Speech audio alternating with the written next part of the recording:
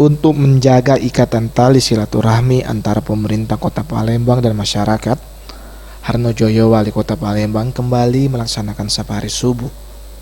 Kali ini bertempat di Musola Nuruddin yang berada di Jalan Kiai Haji Azhari, Kelurahan 13 Ulu, Kecamatan Seberang Ulu 2. Usai melaksanakan sholat subuh berjamaah, Wali Kota Palembang Harno Joyo menghimbau masyarakat agar dapat terus meramaikan masjid maupun musola seperti yang dilakukan pemerintah Kota Palembang melalui program safari subuh.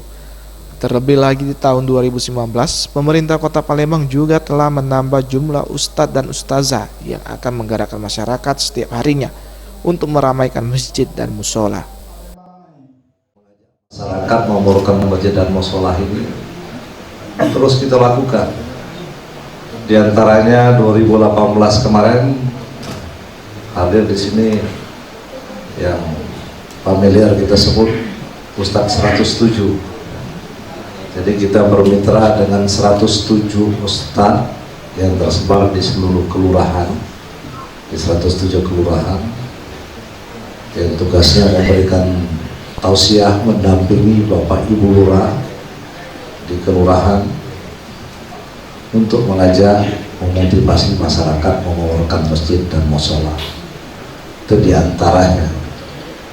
Kemudian juga 2018 kita menandatangani peraturan wali kota yang melibatkan seluruh pejabat pemerintah Kota Palembang ikut juga menggerakkan sholat subuh berjamaah. Ia menambahkan program ini terus gencar dilakukan tak hanya oleh pejabat tinggi di pemerintah Kota Palembang, namun juga sudah dilaksanakan rutin secara serentak setiap minggu pagi di 107 kelurahan dan 18 kecamatan di Palembang yang dipimpin oleh lurah maupun camat di wilayah masing-masing. Tim Liputan Sriwijaya TV.